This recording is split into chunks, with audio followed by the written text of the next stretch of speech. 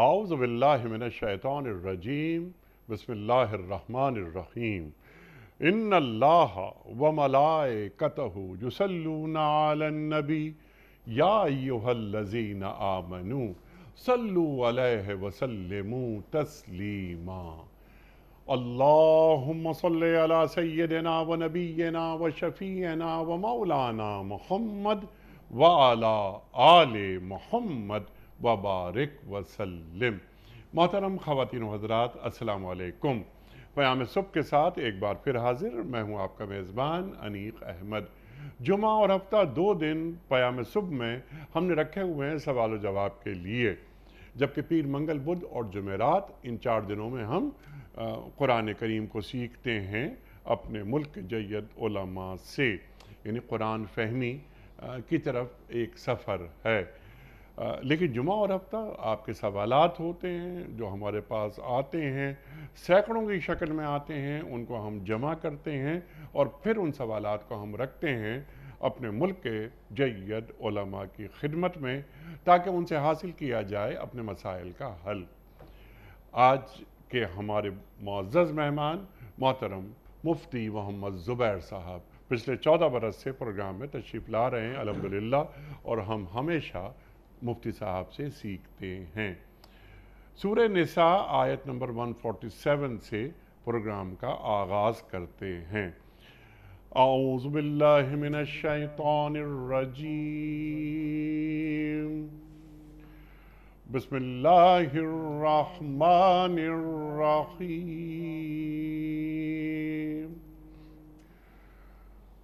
ما يفعل الله بعذابكم إن شكرتم وآمنتم وكان الله شاكرا عليما صدق الله العظيم۔ آخر اللہ کو کیا پڑی ہے کہ تمہیں خواہ مخواہ سزا دے، اگر تم شکر گزار بندے بنے رہو اور ایمان کی روش پر چلو۔ اللہ بڑا قدردان ہے اور سب کے حال سے واقف ہے۔ خواتین و حضرات، جاوید ستار صاحب کا سوال ہے کراچی سے۔ مفتی صاحب وہ پوچھ رہے ہیں کہ ہم چند دوست مل کر ایک کڈنی ہاسپٹل چلاتے ہیں، وہاں تمام علاج زکوٰۃ و خیرات سے کیا جاتا ہے، لیکن وہاں کچھ ڈاکٹر مریضوں کو ادویات اور انجیکشن مفت دینے سے منع کرتے ہیں، اور ہمارے اسپتال میں فنڈز کی کوئی کمی نہیں ہے اور اسٹاف بھی اپنا کام مکمل نہیں کرتا، اس میں کام چوری کرتا ہے، تو یہ شریعت کی روشنی میں کیسا ہے؟ برائے کرم رہنمائی فرمائیے۔ بسم اللہ الرحمن الرحیم، نحمدہ ونصلی علی رسولہ الکریم، اما بعد۔ سب سے پہلی بات تو یہ ہے کہ کوئی بھی ہاسپٹل، کوئی بھی ادارہ، کوئی بھی آرگنائزیشن جب وہ کسی پبلک ڈیلنگ کے کام پر وہاں کا کوئی بندہ فائز ہو اور اس کے ذمے کوئی پبلک ڈیلنگ کا کام کرنا ہے تو یہ ویری سینسٹیو ایشو ہوتا ہے، اس معنی کر کہ پبلک کے ساتھ اس کی ڈیلنگ درست ہونی چاہیے اور سہولت والی ہونی چاہیے، اور راحت مخلوق خدا کو راحت پہنچانے والی یہ ڈیلنگ ہونی چاہیے۔ یہ انیق صاحب اس کے ذمے ہے جو عام کوئی دکاندار دکان چلا رہا، کوئی کمرشل بنیادوں پہ اسکول چلا رہا، کوئی کمرشل بنیادوں پہ ہسپیٹل چلا رہا، اس میں بھی جو بندہ بیٹھا ہے شرعاً اس کے اوپر بھی لازم ہے۔ لیکن انیق صاحب یہاں جو جاوید ستار صاحب نے سوال پوچھا ہے جو آپ نے ابھی پڑھا، اس میں تو خاص طور پر ایک اور بات ایڈ ہو گئی ہے جو بہت ہی زیادہ حساس و نازک ہے، وہ یہ کہ یہ پورے کا پورا کڈنی سینٹر زکوٰۃ اور خیرات سے چلایا جاتا ہے۔ ایسی صورت میں اس کی حساسیت اور بڑھ جاتی ہے، اس کی نزاکت شریعت کی نگاہ میں اور زیادہ بڑھ جاتی ہے۔ وہ کیوں؟ اس وجہ سے کہ اب زکوٰۃ اور خیرات وہ کس سے لیتے ہیں؟ ڈونر سے۔ ڈونر زکوٰۃ و خیرات کس بنیاد پر دیتے ہیں؟ کہ آنے والی مخلوق خدا کو راحت پہنچے اور آنے والے لوگوں کو سہولت پہنچے، ان کو آسانی ہو اور ان کے لیے یسر کا، سہولت کا، سکھ کا معاملہ کیا جائے۔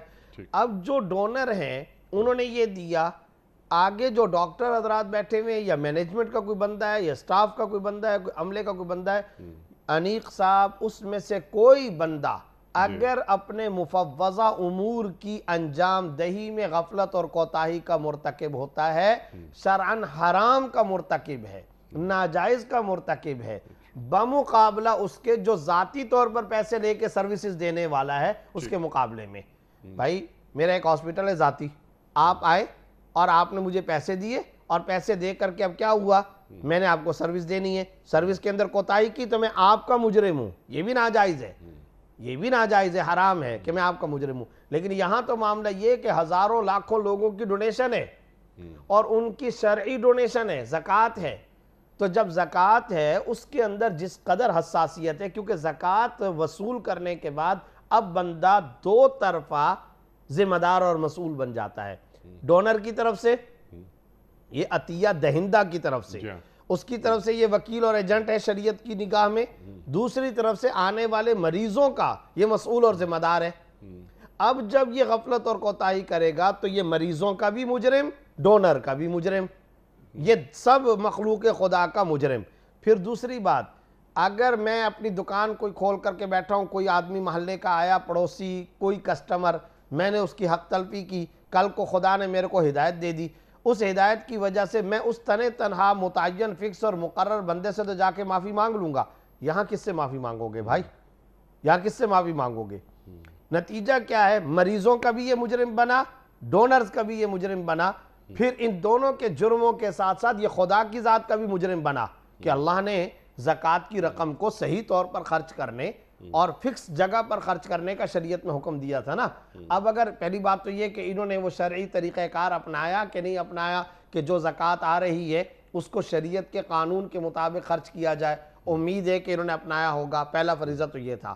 دوسرے نمبر پر فریضہ یہ، ہر شخص ذمہ دار ہے، اور کمرشل کی بنیاد پر ذاتی منفعت اور پروفٹ کمانے والے ادارے کے مقابلے میں یہ زکوٰۃ پر چلنے والا ادارہ ہے، یہ خیرات پر چلنے والا ادارہ ہے، اس کی حساسیت اور نزاکت کئی گنا بڑھ جاتی ہے۔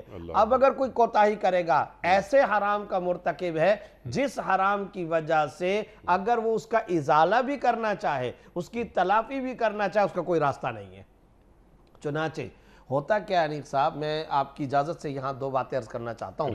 ایک تو یہ ہے انیق صاحب کہ ہمارے بہت سارے لوگ ہیں جو کیا کام کرتے ہیں، خیراتی ادارے چلاتے ہیں۔ ظاہری طور پر دیکھا جائے تو کیا بھائی، ہم تو خیراتی ادارے چلاتے ہیں، بھوکوں کو کھانا کھلاتے ہیں، ہم تو لوگوں کو کپڑے پہناتے ہیں، ہم تو لوگوں کو راشن دیتے ہیں، رمضان پیکج دے رہے ہیں، راشن پیکج دے رہے ہیں، گفٹ پیکج دے رہے ہیں، قربانی پیکج دے رہے ہیں، گوشت پیکج دے رہے ہیں، جہیز پیکج دے رہے ہیں، تو ظاہری طور پر نظر آتے ہیں۔ لیکن شرعی پوزیشن یہ ہوتی ہے کہ اندر خانے میں مال کی وصولی اور مال کی صحیح طور پر ڈسٹریبیوشن اور خرچ و اخراجات کے اندر کمی اور کوتاہی کی وجہ سے اجر اور ثواب تو گیا بہت دور، یہ حرام اور جہنمی کام کے مرتکب ہو رہے ہیں۔ اللہ اکبر۔ تو بھائی آپ کو کس نے مقرر کیا تھا کہ آپ یہ کام کریں؟ ہاں اگر آپ کر رہے ہیں بہت اعلیٰ کام ہے، بہت اجر و ثواب والا کام ہے، لیکن ذرا سی بھی آپ نے خلاف ورزی کی تو پھر یاد رکھیں۔ میں آپ کو ایک بات عرض کرتا ہوں، مدرسہ چلانا کتنا اچھا کام ہے، بہت اچھا کام ہے، نیکی کا کام ہے، آپ بچوں کو قرآن کریم پڑھا رہے ہیں، حدیث پڑھا رہے ہیں، اس سے اچھا ہے۔ لیکن مدرسے میں آنے والے مال کے اندر ذرہ برابر بھی اگر آپ نے خیانت کا ارتکاب کیا تو پھر یاد رکھیں اس کا جو جرم اور جو سزا آپ کو ملنے والی ہے آخرت میں تو ملے گی، دنیا میں بھی اس کے اثرات بد سے آپ اپنے وجود کو بچا نہیں سکیں گے، نسلوں کو بھی نہیں بچا سکیں گے، عمر کے مستقبل کے اندر بڑھاپے کو بھی نہیں بچا سکیں گے، اس لیے کہ وہ حرام ہے، ناجائز ہے۔ بخاری کے اندر ایک حدیث، ایک غزوہ، آپ صلی اللہ علیہ وسلم گزر رہے، 4-5 افراد بیٹھے، ہاں بھی فلانا آدمی شہید ہو گیا، بڑا مقام پا گیا، نبی صلی اللہ علیہ وسلم نے کیا ارشاد فرمایا؟ ان شملۃ التی لم تصب المقاسم لتشتعل علیہ نارا، تم تو یہ کہہ رہے ہو فلانا آدمی شہید ہو کے بڑے درجے پہ پہنچ گیا، میری آنکھیں یہ دیکھ رہی ہیں کہ رومال کا ایک ٹکڑا مال غنیمت تقسیم ہونے سے پہلے اس نے اٹھا لیا تھا، جس میں سب کا حق تھا، اس نے ناجائز طور پہ اٹھایا، آگ کا توق بن کر آج اس کے گلے میں لٹکا دیا گیا۔ ایک شخص آیا، اس نے آ کر کے کہا کہ میرے جوتے کے تسمے ٹوٹ گئے تھے، میں نے مال غنیمت کو تقسیم ہونے سے پہلے جوتے کا تسمہ اٹھا لیا تھا. کیا ویلیو ہے جوتے کے تسمے کی؟ آپ صلی اللہ علیہ وسلم نے فرمایا اب مال غنیمت تقسیم، سارے صحابہ گھروں کو، جن کا حق تھا وہ سب اپنا اپنا حصہ لے کر گھروں کو جا چکے. اب شراکن او شراکان من النار، ایک تسمہ تھا یا دو تسمے تھے، وہ آگ کی بیڑیاں بن کر تیرے پیر کے اندر لٹکائی جائیں گی. اللہ اکبر. ایک اور شخص ایک موقع پر ہے، اس نے کہا یا رسول اللہ میرا گھوڑا بھاگ رہا تھا تو میں نے مال غنیمت سے رسی اٹھا لی تھی اور اس رسی کو اٹھایا تاکہ وہ جو گھوڑا بھاگ رہا ہے اس کو. فرمایا وہ ایک حبال ہے، ایک رسی ہے، یہ دو، اب وہ آگ کی رسیاں بن کر تیرے گلے میں لٹکائی جائیں گی. مال غنیمت میں اتنی، یہ یاد رکھیں مال غنیمت کے بارے میں یہ جو بات ہے، یہ سارے قومی اموال کے بارے میں یہی حکم ہے. یہ نہیں ہے کہ صرف اور صرف مال غنیمت، اس میں بھی چند افراد کا حق ہوتا ہے نا. تو یہ جو مال ہے اس کے اندر بھی بہت سارے لوگوں کا حق ہے. جب ان سب لوگوں کا حق ہے، اب آپ مدرسے کے مال میں، ہاسپیٹل کو اگر آپ زکوٰۃ سے چلا رہے ہیں، اگر آپ خیرات سے چلا رہے ہیں، این جی او چلا رہے ہیں، آرگنائزیشن چلا رہے ہیں، یاد رکھیے ذرہ برابر کوتاہی کے مرتکب ہوں گے، حرام کے مرتکب ہوں گے، اجر اور ثواب تو بہت دور رہا. آپ اس جہنمی کام کے مرتکب ایسے ہوں گے کہ ابھی بھی اپنے آپ کو نہیں بچا سکیں گے اس کی نحوست اور اثرات بد سے. اور قیامت کا جو عذاب ہے وَلَعَذَابُ الْآخِرَةِ أَشَدُّ، آخرت کا عذاب تو بہت ہی زیادہ شدید و سخت ہے. اس لیے ڈرنا چاہیے، کانپ اٹھنا چاہیے، انسان کو لرز جانا چاہیے. بابا یہ جو مال ہے یہ ذاتی پروفٹ کا مال نہیں ہے. امانتیں امانتیں، ادھر امانت ادھر امانت، میں ان کا بھی ذمہ دار، ان کا بھی مسئول و ذمہ دار. اس لیے ذرہ برابر غفلت کا میں مرتکب ہوں گا تو پھر یاد رکھیں کہ اس کرپشن کو میں کبھی بھی دھو نہیں سکوں گا. ہوتا کیا ہے انیق صاحب، ہمارے ہاں بہت سارے فلاحی ادارے ہیں، کئی دفعہ جانا ہوتا ہے، دل کے اندر درد اٹھتا ہے، تکلیف ہوتی ہے. کیا؟ ایکسپینسو کے نام پر، اخراجات کے نام پہ، بغیر کسی کی موجودگی کے اے سی چل رہے ہیں، لگژری لائف چل رہی ہے، شاندار تنخواہیں چل رہی ہیں، کھانے چل رہے ہیں. اور جہاں کیا آپ اپنے ذاتی طور پر اگر ہوتے کسی کام پہ تو یہ لگژری لائف گزار سکتے تھے؟ نہیں گزار سکتے تھے. اب کیا ہے، ادھر سے بھی یہ آنکھوں میں دھول جھونکا گیا ہے حکومت کے کھاتے میں کہ ٹیکسیشن سے بچاؤ، کئی فیکٹریوں کے بھی ٹیکسیشن سے بچاؤ کا یہ ذریعہ بنا ہوا ہے، اور ادھر سے خود بھی اور لوگوں میں شہرت بھی اچھی. لیکن یاد رکھیں آگ کے انگارے ہیں جن کو ہم اکٹھا کر رہے ہیں، اور ایسی آگ کی لپٹ کو ہم اکٹھا کر رہے ہیں کہ جس سے بچاؤ کا کوئی راستہ نہیں ہے. انسان تھوڑا کام کرے لیکن شریعت کے قانون کے مطابق کرے، اور اس معاملے کو اس حساسیت کے ساتھ دیکھنا چاہیے. اسی لیے ہم عام طور پہ عرض کرتے ہیں کہ یہ جتنے این جی او ہیں ان کے باقاعدہ طور پر لائسنس ہوتے ہیں، اجازت نامے ہوتے ہیں، فلاں فلاں فلاں فلاں دفاتر ایجنسیز سے کلیئرنس ہوتی ہے، فلاں فلاں. میں کہا کرتا ہوں ان سب کے ساتھ ساتھ ان کو کسی مفتی کے سامنے بھی بیٹھنا چاہیے، اموال کے بارے میں اس حساسیت کو بھی سمجھنا چاہیے. میں آپ کو چھوٹی سی بات عرض کرتا ہوں، ہم نے دارالعلوم کراچی میں پڑھا ہے، تو آپ کے دوست بلکہ آپ کے بزرگ ہی کہوں گا میں، آپ ان کے پاس جاتے رہتے تھے. حضرت مولانا مفتی محمد رفیع عثمانی صاحب رحمۃ اللہ علیہ، مفتی اعظم پاکستان، ہمارے استاذ تھے. ایک مرتبہ تخصص میں فتوے کے ٹریننگ کے دوران میں سبق میں بیٹھے ہوئے تھے تو ان کے سامنے ٹیبل پہ دو قسم کے قلم پڑے تھے. تو فرمایا کہ یہ جو قلم ہے اس کی سیاہی دارالعلوم کراچی کے فنڈ کی ہے، اور یہ جو قلم ہے اس کی سیاہی میری ذاتی ہے. اللہ اکبر، اللہ اکبر. یہ ہے اصل معاملہ. گاڑی کے اندر جو ڈرائیور وغیرہ تھے ہم سے ان سے بات چیت ہوتی رہتی تھی. ڈرائیور نے بتایا دارالعلوم کی کار اور گاڑی کے اندر رجسٹر پڑا ہوتا تھا. دارالعلوم کے کام سے ناظم آباد تک گئے اور آنا جانا وہ لکھ لیا، اس کا پیٹرول دارالعلوم کا فنڈ ادا کرے گا. لیکن آگے یہ لکھا ہوا کہ فلاں سے فلاں جگہ تک میں فلاں ذاتی کام پہ چلا گیا تھا، اس کا پیٹرول اب اپنی ذات سے دیا جائے گا.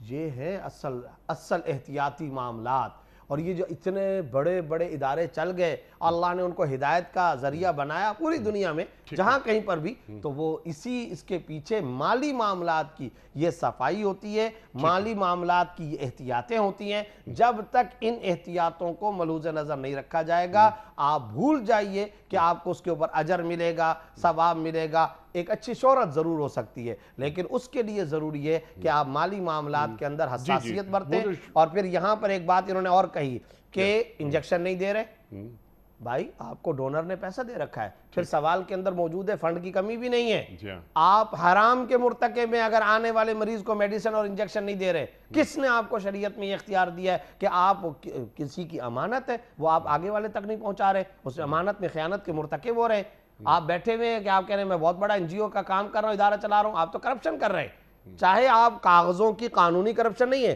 لیکن اسلام کی نظر میں، خدا کی نظر میں آپ کرپشن کو شرعی مرتکب طور ہو پر رہے یہ ہیں، کرپشن اس لیے ان ہے۔ احتیاطی تدابیر کا لحاظ کرنا بہت ضروری ہے۔ ٹھیک ہے مفتی صاحب، یہ مختلف اداروں کی آپ نے بات فرمائی، قومی خزانہ، کہ یہ اصول جو آپ نے ابھی بیان فرمائے بلکہ ہمیں تعلیم فرمائے ہیں، یہ ان اصولوں کا اطلاق قومی خزانے پر بھی ہوتا ہے؟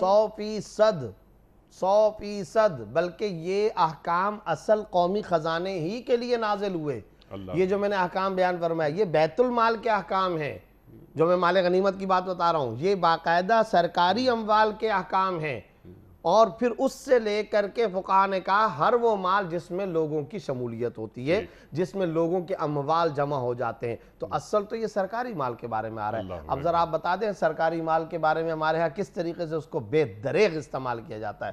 خدا کی قسم انیق صاحب، دل میں درد بھی ہوتا ہے اور ہم اس بنیاد پر ایک ہوک سے اٹھتی ہے کہ یہ جو 5 4 7 8 سال اس کی نوکری باقی ہے، یہ خدا کا بندہ یہاں سے فارغ ہونے کے بعد اب پتہ کیا ہے، اپنی طفل تسلی اور دل کو دھوکہ تسبیح پکڑ کر کے دیتا ہے۔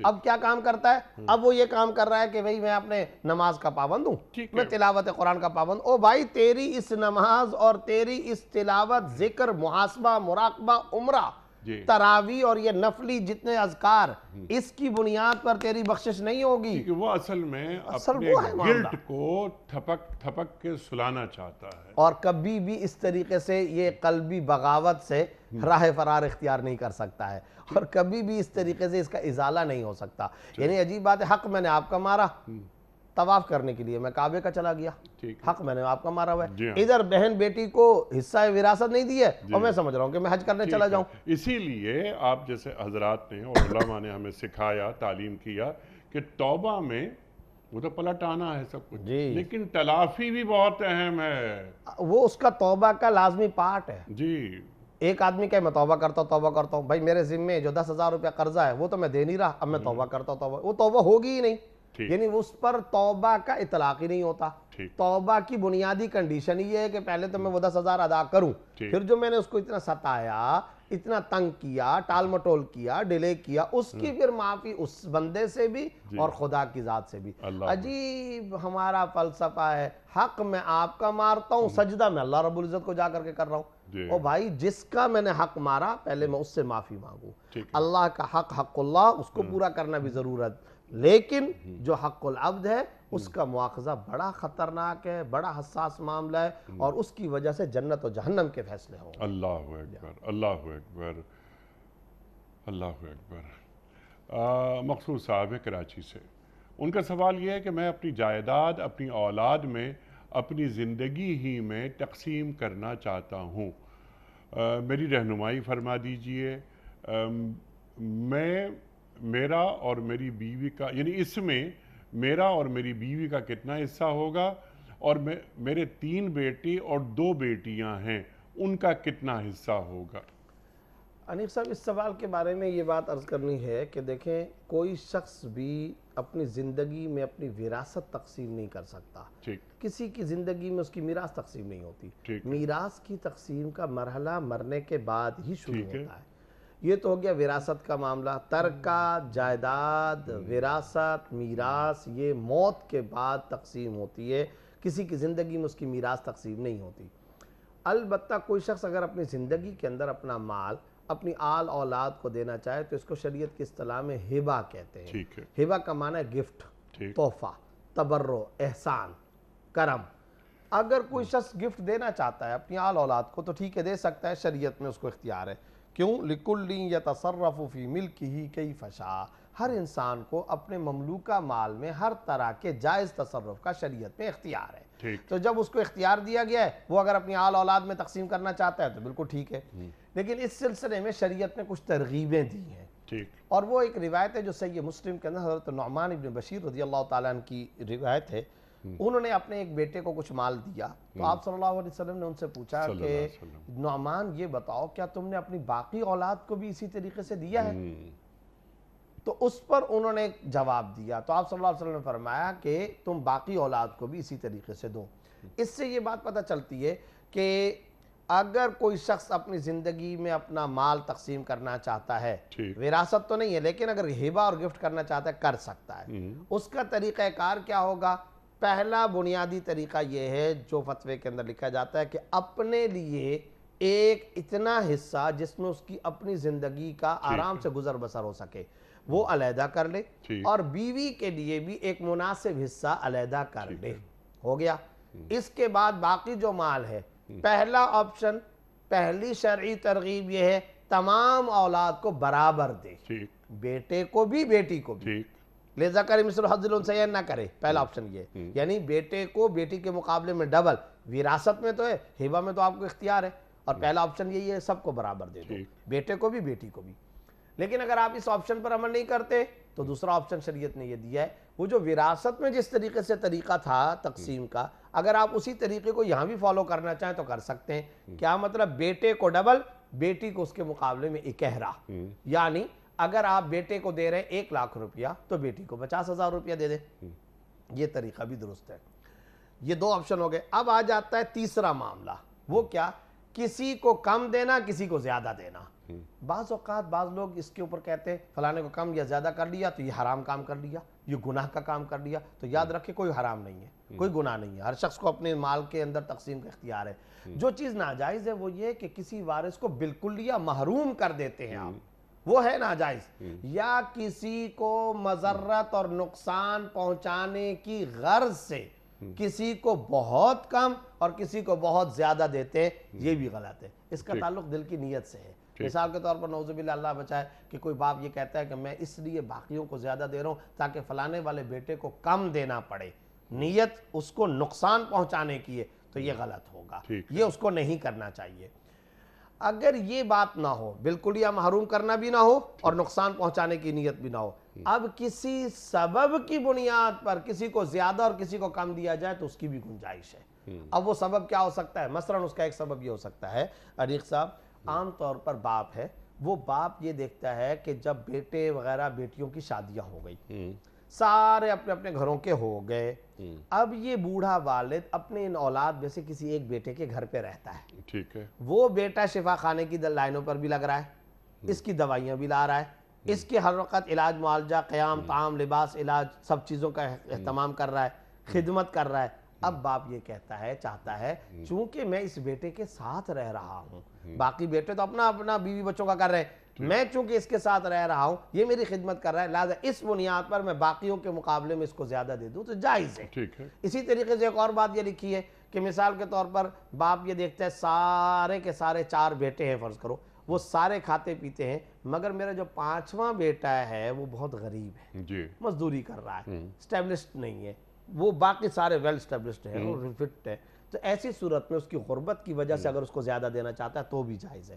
اسی طریقے سے ایک بات یہ ہے کہ کوئی بیٹا عالم ہے، عالم کا صرف علم کی بنیاد پر نہیں بلکہ اس میں ایک پیچھے ایک اور بات، وہ یہ کہ یہ ایسا بیٹا ہے جو اپنا زندگی کا اکثر حصہ دین کے علم کے اندر اس نے لگایا، اور ظاہر ہے آپ کو پتہ ہے دین کے علم پڑھنے پڑھانے میں کوئی پیسہ ویسا تو آتا نہیں ہے، اس میں پیسہ ویسا تو بس بقدر ضرورت ہی ہوتا ہے، تو وہ یہ میرا بیٹا ہے جو باقاعدہ دین پڑھتا رہا، پھر پڑھا رہا ہے، الگ سے تجارت، بزنس، دنیا داری کے اندر نہیں لگا۔ اب باپ یہ سوچتا ہے کہ اس کو میں دوسروں کے مقابلے میں زیادہ دے دوں، تو خدمت کی وجہ سے، فرما برداری کی وجہ سے، اطاعت کی وجہ سے، یا ضرورت شدیدہ کی وجہ سے، اس بیٹے یا بیٹی کی ضرورت شدیدہ اس کی وجہ سے اگر وہ کسی کو کم یا کسی کو زیادہ دینا چاہتا ہے تو جائز ہے، اس کی گنجائش ہے، اس میں شریعت کے اندر کوئی رکاوٹ نہیں ہے۔ یہ تفصیلات ہیں، ان تفصیلات کی روح سے کوئی بھی والد اپنی زندگی میں اپنا مال ہبہ کر سکتا ہے، اپنی آل اولاد کو تحفے میں دے سکتا ہے۔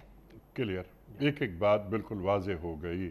نصیر صاحب ہیں کوئٹہ سے، ہمارے علاقوں میں لوگ امام رکھتے ہیں لیکن اس کو تنخواہ نہیں دیتے اور یہ شرط لگاتے ہیں کہ تنخواہ کے بجائے سال میں جب فصل بیچتے ہیں تو اس کی زکوٰۃ کو ہم امام کو دے دیں گے، مثلاً 4 لاکھ یا 5 لاکھ روپے زکوٰۃ اس امام کو دے دیتے ہیں، تو کیا اس طرح زکوٰۃ ادا کرنے سے زکوٰۃ ادا ہو جاتی ہے اور امام کو اس طرح رکھنا جائز ہے؟ انیق صاحب، یہ بھی ہمارے سماج کا ایک بڑا سلگتا ہوا مسئلہ ہے اور بڑا ہی خطرناک اور سینسیٹیو معاملہ ہے۔ ہمارے ہاں ہر پیشے، ہر فن اور ہر ہنر والے کے لیے دلوں میں قدر بھی ہے اور ان کے لیے پیسے کا انتظام بھی ہے، لیکن افسوس کی بات یہ ہے کہ جو مسجد کا امام ہے، بچوں کے قرآن کریم پڑھانے کا استاذ ہے، یا جو مکتب مدرسے کا استاذ ہے، اس کی تنخواہ کے بارے میں پورے کا پورا معاشرہ شدید ترین، سنگین ترین کوتاہی اور جرم کا مرتکب ہے۔ یہ سوال شاید میرے خیال بلوچستان سے آیا ہے، جی کوئٹہ سے آیا۔ تو اب یہ بلوچستان کے اندر اگر آپ چلے جائیں یا خیبر پختونخوا کے بہت سارے علاقوں میں چلے جائیں، ایون کہ پنجاب کے بہت سارے دیہاتوں میں اور انٹیریئر کے علاقوں میں چلے جائیں، آج انیق صاحب یہ سوال تو ہم آرام سے گول تکیے لگا کر ٹیبل کرسی پر بہت کرتے ہیں کہ جناب یہ جو مولوی صاحبان ہیں، علماء ہیں، ان میں یہ کمی ہے، یہ کوتاہی ہے، یہ غفلت ہے، اور یہ کیوں نہیں اپنا رول پلے کرتے، یہ نہیں کیوں کردار ادا کرتے۔ اس پر تو کوئی بات نہیں کرتا کہ ان کے گھر کی گزر بسر کیسے ہوتی ہے، ان کے گھر کی خوشی غمی کس طرح نبھتی ہے، ان کا ذریعہ معاش جو ظاہر ہے کہ اپنے علاقے کے مسلمانوں کا ایک روحانی دینی پیشوا مقتدا امام اور رہبر اور رہنما ہے، اس کی زندگی کس طرح سے بیت رہی ہے، بلکہ کہنا چاہیے وہ اپنی زندگی کو کس طریقے سے چلا رہا اور کیسے رینگ رہی ہے اس کی زندگی، اس کے اوپر کسی کا وہم و گمان نہیں۔ چنانچہ ہر معاشرے کا اور ہر گلی محلے کا وہ فرد کہ جس کی گھر میں کوئی نہ سنتا ہو، وہ امام مسجد پر اپنی چودراہٹ اور ٹھیکیداری برقرار رکھنے کے لیے، اعتراضات کرنے کے لیے تو آ جائے گا۔ اسی بلوچستان جہاں کا یہ سوال ہے، کوئٹہ کے مضافات میں چلے جائیں، پورے بلوچستان میں چلے جائیں، سروے کریں، انٹرویو کریں، امام مسجد کو جا کر علیحدہ بٹھائیں، نماز پڑھیں علیحدہ، پھر اس کے بعد اس سے پوچھیں آپ کی تنخواہ کتنی ہے۔ خدا کی قسم انیق صاحب، موجودہ دور میں اس زمانے کے اندر بھی 2000 روپیہ، 1500 روپیہ، 3000 روپیہ، اور ایک جگہ پر جب میں نے یہ کہا کہ 3000 روپیہ تو ان صاحب وہاں پر کچھ بیٹھے، انہوں نے کہا وہ تو بڑا خوش قسمت ہے جس کی 3000 روپے تنخواہ ہو۔ پاکستانی 3000 روپے کی کیا ویلیو ہے؟ اچھا، وہ وہاں پر امامت کر رہا ہے۔ اب میرا شکوہ پتہ ہے کیا چل رہا ہے؟ ہمارے تمام سیمیناروں میں، فورمز پر، ہمارے تمام کے تمام ٹیبل ٹاک کے اندر، تمام ٹاک شوز میں مولوی حضرات کا یہ معاملہ، علماء کردار ادا نہیں۔ او بھائی، وہ بیچارہ کس غم، کس کوڑھن کے ساتھ اپنی زندگی گزار رہا ہے، کبھی اس کی طرف بھی توجہ دی ہے؟ اور یہ جو سوال ہے، اس سوال کے اندر کیا سلگتی ہوئی روحانی نفسیات ہیں؟ کیا کہہ رہے ہیں؟ تنخواہ نہیں ہے، زکوٰۃ دے دیتے ہیں، اور وہ علاقے کا ملک، وڈیرا، نواب، مشر خاندان کا یا اس علاقے کا جو بڑا، وہ کیا کرے گا؟ سال کے اندر کسی وقت اپنی فصل آئے گی، اس کا کوئی عشر یا اس کی کوئی زکوٰۃ دے دے گا۔ پہلی بات تو یہ یاد رکھے، زکوٰۃ تنخواہ میں دینا جائز ہی نہیں ہے، اس سے زکوٰۃ ادا نہیں ہوگی۔ اگر آپ نے امام کو اس طور پہ رکھا ہے کہ ہم آپ کو زکوٰۃ دے دیا کریں گے، گویا زکوٰۃ کو معاوضہ بنایا، تنخواہ بنایا، سیلری کے طور پر آپ زکوٰۃ دے رہے ہیں، زکوٰۃ ادا نہیں ہوگی، حرام ہے، یہ ناجائز ہے۔ یہ تو واضح طور پر اس کے اندر شرعی مسئلہ سمجھ لینا چاہیے۔ پھر اس کے ساتھ ساتھ جو اس کے اندر جو سلگتی ہوئی تفصیلات ہیں، وہ جیسا کہ میں نے عرض کیا، اب کیا اس امام کی بیٹیاں ہیں کہ نہیں ہیں؟ ان کی شادی بیاہ ہوگی کہ نہیں ہوگی؟ اچھا، اس امام کے بچے بھی پیدا ہوئے تھے، ان کی ڈیلیوری کے بھی تو اخراجات ہوئے تھے نا۔ اچھا، اس امام کے ہاں بھی خوشی بھی ہوگی، غمی بھی ہوگی، موت پوت بھی ہوگی، بیماری بھی ہوگی، عید بھی آتی ہے، موسموں کے اثرات بھی آتے ہیں، کھانے پینے کا نان نفقے کے بھی مسائل آتے ہیں۔ تو ان سارے مسائل کو کیا یہ جو نمازی اس امام کے اوپر ہر وقت اعتراضات کرتے رہتے ہیں، کیا ان نمازیوں کے کبھی دماغ کے اندر یہ بات آئی ہے کہ اس کا ہم گزر بسر کس طریقے سے کروا رہے ہیں؟ انتہائی کوتاہی، پورے کا پورا معاشرہ اس کے اندر مبتلا ہے۔ اور یہ بات ہو رہی ہے انیق صاحب آپ کی اجازت سے بلوچستان کی، میں بات کر رہا ہوں انٹیریئر کے علاقوں یا اندرون پنجاب کے دیہاتوں، اربن ایریاز یا خیبر پختونخوا کی۔ سوال یہ کہ کراچی میں آ جائے نا، Karachi is the biggest city of Pakistan, hub ہے، 70% ریونیو دیتا ہے۔ کراچی کے اماموں کی صورتحال جا کر کے ذرا دیکھ لیں، اور صرف ڈیفنس اور کلفٹن، چلیں آپ ڈیفنس اور کلفٹن کو بھی دیکھ لیں، ساری مسجد کے اندر جتنے بھی نمازی ہیں سب سے کم تر تنخواہ جو ہوگی وہ اس امام مسجد کی ہوگی، سب سے کم تر تنخواہ۔ ہم توقعات اس سے پتہ نہیں کیا کیا باندھے بیٹھے رہتے ہیں، وہ یہ بھی کرے یہ بھی کرے یہ بھی کرے۔ ہم کہتے ہیں اعلیٰ درجے کا سوشل ورکر بھی ہونا چاہیے، زبردست داعی اسلام بھی ہونا چاہیے، نوجوانوں کو بھی قریب کرے، اتوار کا اصلاحی بیان بھی کرے، جمعے کے خطاب کے علاوہ ہفتہ وار درس قرآن بھی دے، خواتین میں بھی لیکچر دے، سب کچھ کرے، 5 وقت کی نمازیں۔ اچھا 5 وقت کی نمازوں کے بارے میں بھی ایک بات عرض کر دوں، دیکھنے کو یہ بہت فراغت کا کام، اور دوسری طرف اگر میں عرض کروں تو یہ بہت مصروفیت کا کام ہے۔ اب وہ فراغت کا کام اس طرح آپ کو نظر آئے گا، ایک آدمی ہے جس نے فجر کی نماز پڑھائی، ظہر تک فارغ، یہ آپ کو نظر آیا، لیکن ایٹ دا سیم ٹائم آپ ذرا یہ بھی تو دیکھیں کہ بھائی وہ کوئی اور کام امامت کے ساتھ کر ہی نہیں سکتا ہے۔ اس کی وجہ یہ ہے کہ کہاں پر یہ کوئی ملازمت، نوکری یا تجارت یا بزنس ہو سکتی ہے کہ ٹھیک فلاں 1:15 بجے اس کی ملازمت ختم ہو جاوے یا اس کی تجارت ختم ہو جائے۔ کہاں یہ کام ہو سکتا ہے کہ اگر وہ تجارت کرے تو عصر کے بعد تجارت شروع کرے، ٹھیک مغرب کی اذان کے وقت میں وہ مسجد کے اندر پہنچا ہوا ہو۔ چنانچہ نمازوں کے اوقات اس طرح کے ہیں کہ جس میں اس کو پابند ہونا پڑتا ہے، اور ذرا سا بھی پابند نہ ہو تو جو علاقے کا چودھری صاحب ہے، جی امام صاحب آپ 4 جولائی کی ظہر میں نہیں تھے، آپ فلاں تاریخ کو تو مغرب میں آئی نہیں تھے، اور پھر کیا کہا جا رہا ہے ان کی تنخواہ کی کٹوتی۔ مظلوم ترین مزدور ہے، ایسا لیبر ہے جس کے اوپر ہر کوئی چڑھائی کرتا ہے، اور یہ امام مسجد وہ ہے، سارے نمازی اس کے باس ہیں۔ یہ وہ غلام ہے جس کے کم از کم 1000 آقا ہیں، وہ 1000 آقاؤں کی سنتا ہے۔ کبھی اس پہلو پر بھی تو ہمیں غور کرنا چاہیے، کبھی اس اینگل پر بھی غور کرنا چاہیے۔ انیق صاحب یہیں آپ کراچی کی مساجد کو دیکھ لیں، قالین دیکھ لیں، اس کے غالیچے دیکھیں، اس کے گملے دیکھیں، اس کے گارڈن دیکھیں، اس کے زبردست قسم کی لائٹنگ دیکھیں، اور اسی مسجد کے کسی کونے کے اندر دائیں بائیں کے اندر امام کا گھر بھی دیکھ لیں کہ وہ امام کا گھر کس نوعیت کا ہے۔ آپ ذرا وہ بھی جا کر کے چیک کر لیں، پھر اس امام کے اوپر کیا کیا گزر رہی ہوتی ہے، کس طرح 365 دن ہے، چھٹی کوئی نہیں ہے اس کی کوئی تنخواہ کے اندر بڑھوتری کا نہیں ہے۔ اگر وہ بڑھوتری کی بات کرے تو کمیٹی، اور اللہ بچائے یہ جو مسجد کی کمیٹیاں ہیں، اس کے اوپر تو الگ سے آپ سے میں درخواست کروں گا، بڑی مؤدبانہ التجا کروں گا، ان مساجد کی کمیٹیوں کے آداب پر آپ کو ایک علیحدہ سے پروگرام کرنا چاہیے کہ جس طرح کی وہ اپنی چودراہٹ رکھتے ہیں۔ تو خدا را ہم اس طرف متوجہ ہوں، پورے کے پورے بلوچستان میں، پورے کے پورے خیبر پختونخوا میں، پورے کے پورے اربن ایریاز کے اندر، ایون کہ پنجاب کے دیہاتوں میں، اندرون سندھ کے اندر یہی صورتحال ہے۔ تنخواہ اگر آپ پتہ کریں گے، حساس طریقے سے آپ نفسیاتی مریض بن جائیں گے، اس تنخواہ میں کسی گزارے کا تصور نہیں ہے۔ تو یہ یاد رکھیں، یہ جو ہم نے پروگرام میں آج بات کی ہے، خدا را اللہ کرے کہ اس کا کوئی اثر جائے، مساجد کی انتظامیہ پر اس کا اثر جائے، اور اسی طریقے سے اوقاف کے حکام بالا پر اس کا کوئی اثر جائے۔ ہاں ہم ان سے ڈیلیوری کا مطالبہ کریں کہ وہ ڈیلیور کیا کر رہے ہیں، سروسز کیا فراہم کر رہے ہیں، ہم اس پر ہر وقت بات کرتے ہیں، کرنا چاہیے، لیکن ساتھ ساتھ گیو ان ٹیک دنیا میں چلتا ہے، لو اور دو کی پالیسی چلتی ہے۔ جب تک پیس آف مائنڈ نہیں کریں گے، جب تک آپ اس کو ذہنی طور پر عافیت اور اطمینان کی زندگی اور آسودگی کی زندگی نہیں دیں گے، اس وقت تک وہ آپ کی رہبری کے سارے فرائض صحیح طور پر انجام نہیں دے سکتا۔ اس کے لیے ضروری ہے کہ آپ اس کی صحیح اور معقول تنخواہ مقرر کریں۔ آپ صلی اللہ علیہ وسلم نے تو ارشاد فرمایا، کاد الفقر ان یکون کفرا، ان قریب فقر کفر میں تبدیل ہو جائے گا۔ انسان گناہ پر اسی لیے آتا ہے کہ دراصل فقر ہوتا ہے۔ ہمارے ایک استاذ فرمایا کرتے تھے، مولوی صاحب جب نماز پڑھو تو جیب میں کم از کم 10 روپے رکھا کرو۔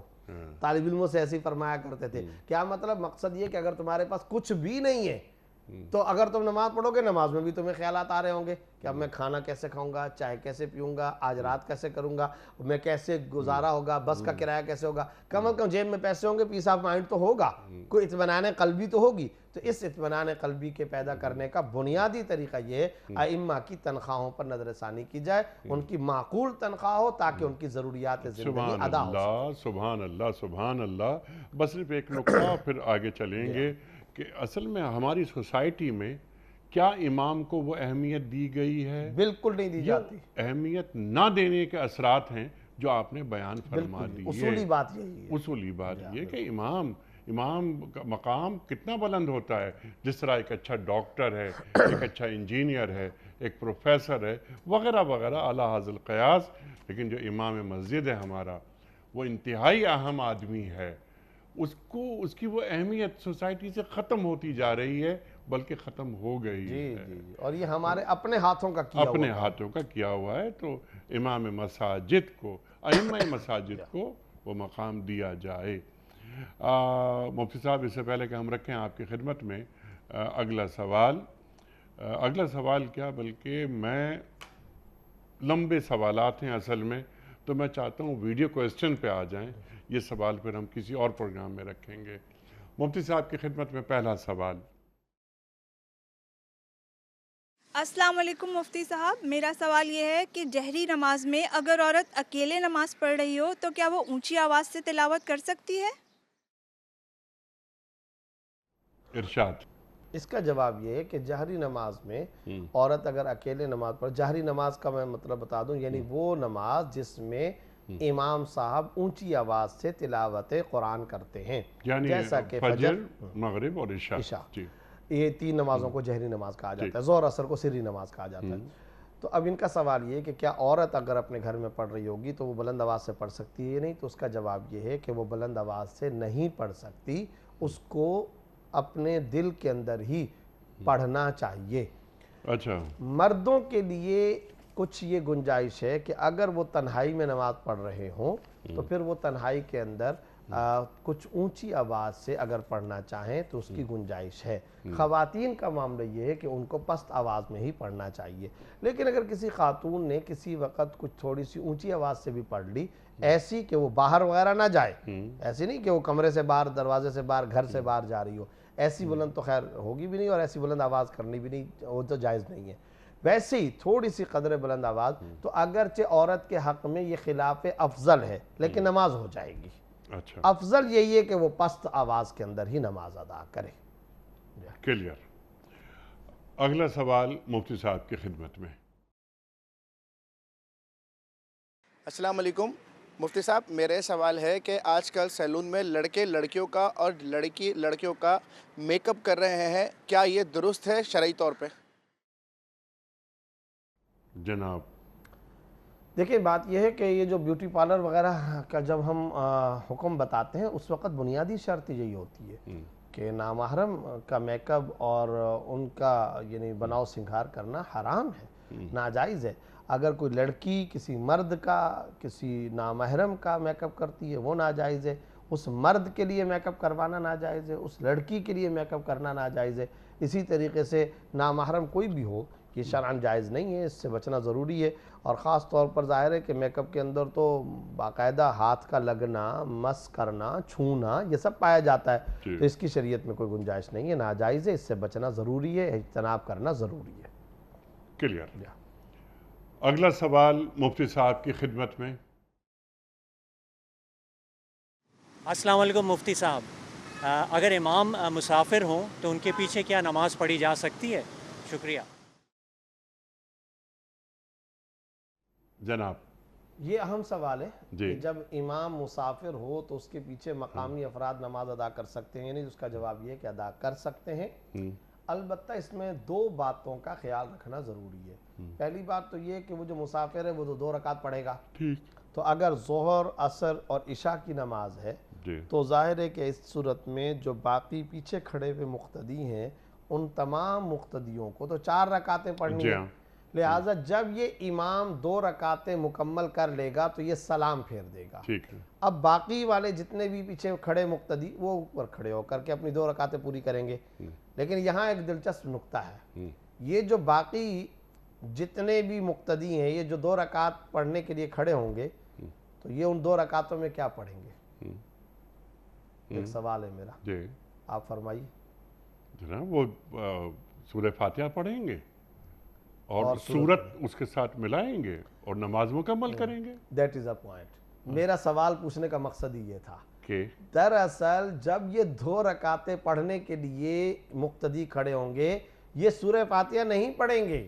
اچھا، سورہ فاتحہ نہیں پڑھیں گے؟ نہ سورہ فاتحہ پڑھیں گے نہ سورت پڑھیں گے، یہ خاموش کھڑے رہیں گے 2 رکعتوں میں؟ جی، 2 رکعتوں کے اندر۔ کیوں؟ یہ بات اچھے خاصے لوگوں کو معلوم نہیں ہے۔ دیکھیں انیق صاحب، یہ جو بات آپ نے ارشاد فرمائی کہ جب 2 رکعتیں امام کے ساتھ پڑھنے کے بعد آپ اپنی 2 رکعتیں پڑھنے کے لیے کھڑے ہو گئے تو وہاں پر سورت فاتحہ اور سورت تب پڑھی جاتی ہے جب آپ مسبوق ہوں، یعنی امام سے آپ نے جا کر کے 2 رکعتوں کو چھوڑ دیا، نہیں پایا، ٹھیک، اس وقت یہ معاملہ ہوتا ہے کہ اب آپ جب کھڑے ہوں گے تو آپ کی یہ 2 رکعتیں پہلی 2 رکعتیں بن جائیں گی، اور وہ جو امام کے ساتھ آپ نے 2 رکعتیں ادا کی ہیں وہ آخری بن جائیں گی۔ لہٰذا اب آپ جب کھڑے ہوئے تو آپ کو سورہ فاتحہ پڑھنی ہے اور سورت پڑھنی ہے۔ لیکن یہ جو سورت انہوں نے سوال کے اندر پوچھی ہے، اس میں آپ مسبوق تو ہے ہی نہیں ہے، آپ کی رکعتیں تھوڑی چھوٹی ہیں، آپ مدرک ہیں۔ مدرک کا مطلب کیا ہے کہ آپ نے امام کو تکبیر اولیٰ سے پایا ہوا ہے۔ تو جب آپ نے تکبیر اولیٰ سے پایا ہوا ہے، اب یہ مسافر تھا، بیچ میں یہ 2 رکعتیں مکمل کر کے اس نے سلام پھیر دی، آپ اب جب کھڑے ہوں گے آپ یہ تصور کریں گے آپ ابھی بھی امام کے پیچھے ہیں۔ اچھا، تو کب تک کھڑے رہیں گے؟ اتنی دیر جتنی دیر میں سورہ فاتحہ پڑھی جاتی ہے۔ اچھا جی، یہ ہے مسئلہ۔ اچھا، اچھے خاصے لوگوں کو یہ مسئلہ معلوم نہیں، وہ بہت کیا اچھا کام کیا کرتے آپ نے واضح کر دیا۔ جی، وہ عام طور پر کیا کرتے ہیں کہ جب امام نے 2 رکعتیں پڑھا لی، یہ جب کھڑا ہوتا ہے مقتدی تو کھڑے ہو کر کے یہ سورہ فاتحہ پڑھتے جی اور پھر بعد میں سورت بھی پڑھتے۔ جی۔ بھائی یہ مسبوق یہ کام کرے گا، مسبوق سے مراد جس کی 2 رکعتیں امام کے ساتھ نہیں ہوئی تھی، اچھا، یہ اس کے لیے مسئلہ ہے۔ مثال کے طور پہ امام ظہر کی 4 رکعتیں پڑھا رہا ہے، عشاء کی 4 رکعت پڑھا رہا ہے، عصر کی 4 رکعتیں پڑھا رہا ہے، آپ مسجد میں داخل ہوئے، امام کی 2 رکعتیں امام پڑھا چکا ہے، آپ کو 2 رکعتیں ملی ہیں۔ اب جب آپ امام کے ساتھ 2 رکعتیں پڑھنے کے بعد اپنی 2 رکعتیں پڑھنے کے لیے کھڑے ہوں گے، اب آپ مسبوق ہیں، اور جب آپ مسبوق ہیں تو آپ سورہ فاتحہ بھی پڑھیں گے، سورت بھی پڑھیں گے، جیسا کہ آپ نے فرمایا۔ لیکن یہ جو مسافر امام کے پیچھے آپ پڑھیں، آپ مسبوق نہیں ہیں، آپ کی 2 رکعتیں نہیں چھوٹی ہیں۔ اللہ اکبر۔ تو جب آپ مسبوق نہیں ہیں، آپ کی 2 رکعتیں نہیں چھوٹی، اب کیا ہوگا؟ امام جب سلام پھیر دے گا آپ کھڑے ہوں گے، تو کھڑے ہونے کے بعد بس آپ خاموش کھڑے رہیں گے۔ کب تک؟ جتنی دیر میں سورہ فاتحہ مکمل کی جاتی ہے، بس اتنی دیر کھڑے ہو کر پھر آپ رکوع کے اندر چلے جائیں گے، 2 رکعتیں اس طریقے سے ادا کریں گے۔ اور آپ نے یہ تصور کرنا ہے کہ آپ ابھی امام کے پیچھے کھڑے ہیں، وہ تو بیچ میں امام نے سلام اس لیے پھیر لیا کہ وہ مسافر تھا، اس لیے اس نے 2 رکعتوں کے بعد اپنا سلام پھیر لیا، اور آپ کی رکعتیں نہیں گئی، آپ مدرک ہیں، آپ نے پانے والے ہیں آپ امام کی نماز کو۔ یہ طریقہ ہے۔ البتہ میں یہاں یہ بتا دوں، چونکہ بعض لوگوں کو، بلکہ زیادہ تر لوگوں کو یہ مسئلہ معلوم نہیں ہوتا، تو وہ کھڑے ہو کر کے سورہ فاتحہ بھی پڑھ لیتے، سورت بھی پڑھ لیتے، نماز ہو جائے گی، نماز اس کی ہو جائے گی۔ لیکن اصل طریقہ یہ ہے جو میں نے ابھی عرض کیا کہ وہ اس طریقے سے خاموش کھڑے رہیں گے، وہ وہاں پر کوئی نماز کے اندر کوئی سورت وغیرہ نہیں پڑھیں گے۔ بڑا اچھا کیا آپ نے، یہ بہت اہم معاملہ، اور یعنی آپ سے ایک اور چیز سیکھی آج ہم نے۔ اللہ اکبر۔ دیکھیے، علم میں نہیں آتی، نہیں رہتی کچھ چیزیں، اور ہم غلطیاں کرتے رہتے ہیں، لیکن بس آپ جیسے علماء تشریف لاتے ہیں اور ہماری اصلاح کر دیتے ہیں۔ اگلا سوال مفتی صاحب کی خدمت میں۔ السلام علیکم مفتی صاحب، میرا آپ سے سوال یہ ہے کہ کیا عورت اپنی تنخواہ کا کچھ حصہ اپنے والدین پہ خرچ کر سکتی ہے اپنے میاں کو بتائے بغیر؟ رہنمائی فرما دیے گا سر۔ یہ اہم سوال ہے، جی، اور یہ یاد رکھیں کہ اس جو سوال پوچھا اس میں انہوں نے کہا کہ جب عورت ملازمت کے لیے باہر جاتی ہے جو تنخواہ حاصل ہوگی تو کیا وہ اپنے والدین کو دے سکتی ہے؟ نہیں، کچھ حصہ انہوں نے کہا۔ تو بات یہ ہے کچھ حصہ کیوں، ٹوٹل تنخواہ کی ملکیت اور آنرشپ مکمل اس خاتون کی ہے، وہ جو چاہے کر سکتی ہے۔ وہ اگر پوری کی پوری رقم اپنے ماں باپ کو دینا چاہے دے سکتی ہے، صدقہ کرنا چاہے خود رکھنا چاہے، اپنے اکاؤنٹ میں استعمال کرنا رکھنا چاہے، ٹھیک ہے، کھانا چاہے، عمرہ کرنا چاہے، حج کرنا چاہے، صدقہ کرنا چاہے، غریبوں میں بانٹنا چاہے، پڑوس کو دینا چاہے، اپنے میکے کو دینا چاہے، بالکل دے سکتی ہے، اس میں تو اس کو کوئی رکاوٹ نہیں ہے۔ اور ایک مزے کی بات آپ کو اس میں نکتے کی بات بتاؤں، پوری کی پوری رقم ذاتی استعمال میں لے آئے اور نان و نفقہ شوہر سے وصول کرے، یہ اس کا رائٹ ہے۔ یعنی فرض کریں ایک عورت ہے جس کی ذاتی آمدنی ہے ماہانہ 1,00,000 روپیہ، شوہر کی آمدنی ہے 30,000 روپیہ، 20,000، 40,000، 50,000، بیوی کا سارا نان و نفقہ شوہر کے ذمے ہے۔ سورہ نساء نے اس کو واضح کر رکھا ہے، قیام، طعام، لباس، علاج، معالجہ شوہر کے ذمے ہے، نان و نفقہ شوہر کے ذمے ہے، اگرچہ بیوی شوہر کے مقابلے میں زیادہ مالدار ہے۔ ہاں، یہ ایک الگ بات ہے، تعاون کے ساتھ زندگی گزرا کرتی ہے، تو وہ اگر اپنے شوہر کا ہاتھ بٹا لے تو ایک اچھی بات ہے، اور وہ اگر کمپرومائز کر لے، کوآپریشن کے ساتھ زندگی گزارے تو وہ ایک اچھی بات ہے کہ بھئی شوہر کے پاس پیسے کم ہوتے ہیں، ذرا میں اس کے ساتھ بھی تعاون۔ لیکن اس وضاحت کے ساتھ کہ اصل ذمہ داری شوہر کی ہے، ٹھیک ہے، اس وضاحت کے ساتھ، اس یقین دہانی کے ساتھ، اس مسئلے کی اہمیت کو سمجھا کر کہ پوری کی پوری ذمہ داری قیام، طعام، لباس، علاج، معالجہ کی شوہر کے ذمے ہے، اگرچہ بیوی کے پاس ذاتی مال بھی ہے. کیوں؟ اس لیے کہ آپ اس کو بیوی بنا کر کے لائے ہیں، وہ آپ کے حق میں آپ کے گھر میں محبوس ہے، قید ہے. قید سے مراد وہ والی قید نہیں، مقصد ہے وہ آپ کی وجہ سے گھر کے اندر ہے. تو جب وہ آپ کی بیوی ہونے کے ناطے آپ کے گھر میں اس کا سارا نان نفقہ آپ کے ذمہ شرعاً لازم اور واجب ہے. یہی قرآن و سنت کا شرعی حکم ہے. اور جو انہوں نے پوچھا کہ کیا وہ اپنے میکے یا اپنے والدین کو دے سکتی ہے، بالکل دے سکتی ہے، اس میں کوئی رکاوٹ نہیں. سبحان اللہ، کیونکہ وہ کما رہی ہے، جی. وہ اس کی مالکن ہے. جزاک اللہ. یہی اللہ اکبر، اللہ اکبر. تو شوہر اس میں کچھ دخیل نہیں ہو سکتا بالکل دخیل نہیں کہ تم نے اتنے پیسے کیوں دیے، ہرگز نہ وہ پوچھ سکتا ہے. نہ پوچھ سکتا جی ہے. ہاں بالکل. مفتی صاحب آپ کا بڑا ممنون، بڑا شکر گزار، آپ تشریف لائے اور ہمیشہ کی طرح آپ سے بہت سیکھا. اور یہ جو آپ نے بات واضح کی کہ اگر قصر نماز پڑھا رہا ہے امام تو بقیہ دو رکعتیں ہیں، 2 رکعت کے بعد تو امام نے سلام پھیر لیا، ان کی نماز ختم ہو گئی.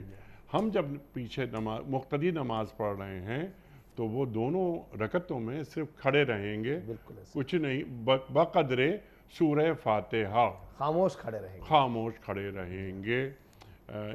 بالکل ایک نیا نکتہ ہم نے سیکھا. اور آپ نے بجا فرمایا کہ ہم میں سے بہت سارے لوگ اس بات سے واقف نہیں تھے.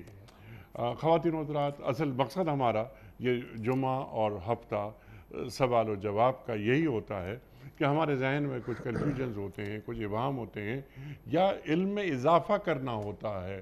اس کے لیے ہمارے مفتی صاحب تشریف لاتے ہیں اور ہماری علمی کمی کو دور کر دیتے ہیں. وقت مکمل ہوا ہمارے آج کے پروگرام کا.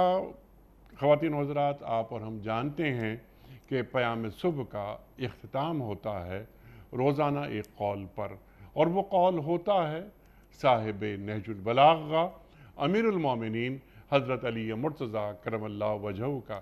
آپ فرماتے ہیں، جس راہ میں بھٹک جانے کا اندیشہ ہو اس راہ پر قدم نہ اٹھاؤ. جس راہ میں بھٹک جانے کا اندیشہ ہو اس راہ پر قدم نہ اٹھاؤ. سبحان اللہ، سبحان اللہ. اپنے میزبان انیق احمد کو کل تک کے لیے اجازت دیجیے. خدا حافظ.